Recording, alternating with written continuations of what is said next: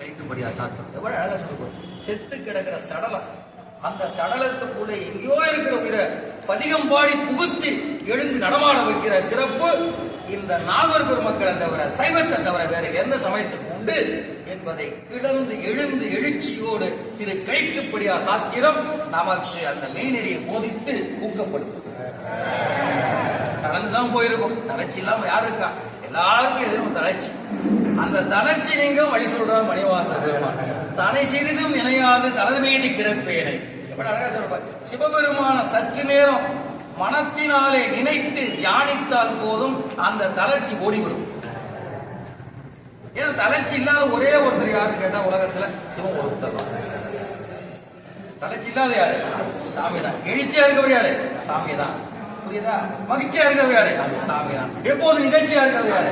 சாமி தான். எப்போதும் அவர் நிகழ்ச்சி, எப்போதும் ஐந்துரை கூத்து அந்த நிகழ்ச்சி நடந்துட்டே இருக்கும். ஐந்துரை கூத்து ஏற்றக்கூடிய ஆற்றல் ஈசர் ஒருவருக்குத்தான் உண்டு. அப்படிப்பட்ட ஈசர் தம்முடைய நேசராகி அந்த நால்வருக்கும் கொடுக்கிறார். தாமே ஐந்தொழில் பெருங்கூத்து ஏற்றக்கூடிய வல்லமை உடையவரால் ஆயினும் தம்முடைய திருவடியே அணவரதம் மறவாது ஏற்றி வாழ்த்தி பணிந்து போட்டு இருக்கின்ற இந்த நால்வர் பெருமக்களுக்கு அந்த ஆற்றலை கொடுத்தருள்கின்றார். எல்லாம் வல்ல அம்பலத்திலே ஆடுகின்ற ஆனந்த பெரும் கூத்தல். அதைதான் நம்ம பார்க்க போறோம். அதுக்கு முன்னாடி ஒரு பாட்டு சொல்றேன்.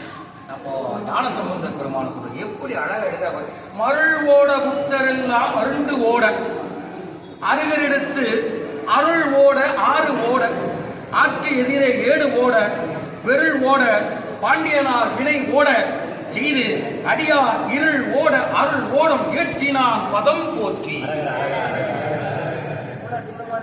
பாட்டு ஏற்றியவர் ஞான கூத்தர் என்ற ஒரு அருளாளர்.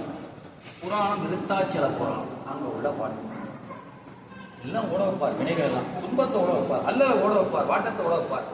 புடிச்சுக்கணும், நல்லா புடிச்சுக்கணும். அவங்களுக்கு ரொம்ப பிடிச்சவங்க அடியாறு.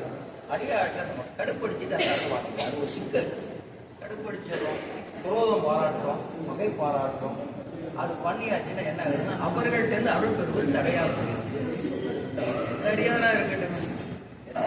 சேக பாவம் இருக்கணும், சேக பாவம் இருக்கும், நட்பு இருக்கணும். நட்பு இருந்தாலும் அருள். இல்லாட்டி என்ன செய்யுது, அந்த அருள் வராம தடைப்பட்டு நம்ம தத்துவம் என்னவோ சேரும். அப்படின்னா என்ன சொன்னேன், ஒரு தடவை கூட அருள் தர முடியும். ரொம்ப கஷ்டமா இருக்கு. தேவர் அது சான்று. அவர் தேவருமே சொல்லுது, விண்டொழிந்தன நம்முடை வல்வினை விரிகடல் வருணஞ்சம் குண்டி இறஞ்சி வானவர் தமை தாங்கிய இறைவனை உலகத்தில் வண்டு வாழ் குழல் மங்கையோர் பங்கனை பலஞ்சுழி இடமாக கொண்ட நாதமை தொழில் புரி தொண்டரோடு இனிதிருந்தமையாலே. தெளிவா இருப்பாங்க. அடியார் கூட இனியவரா இருக்கணும். அடியாருக்கு இனியவர் அல்லாத போது அந்த பழைய வினைகள் துன்புறுத்தத்தான் செய்யும். அடியாருக்கு மாறுபட்டு நடந்தால் பழைய வினை அனுபவத்துக்கு வந்துதான் தீரும். அடியார்கிட்ட இனியவரா இருந்தாச்சுன்னா நமக்கு அந்த பழைய வினை தெரிச்சு ஓடிடுமா. அடடா ஐயப்பனா தெரியாம வந்து அட்ரஸ் மாறி இந்த பக்கம் போப்பான்னு வந்துடும். எது ஐயப்பா சரணம் போயிடும். அவர் என்ன சொல்வாரு, அப்பா வினைய உன்னால என்ன பண்ண முடியும், பண்ணிடாம. ஏன்? அடியவருக்கு அவர் இனியவர்களாக, நண்பர்களாக, கூட்டுறவு உடையவர்களாக இருக்கின்றனர். விண்டு ஒழிந்தன தெரிச்சுட்டு ஓடுதான்.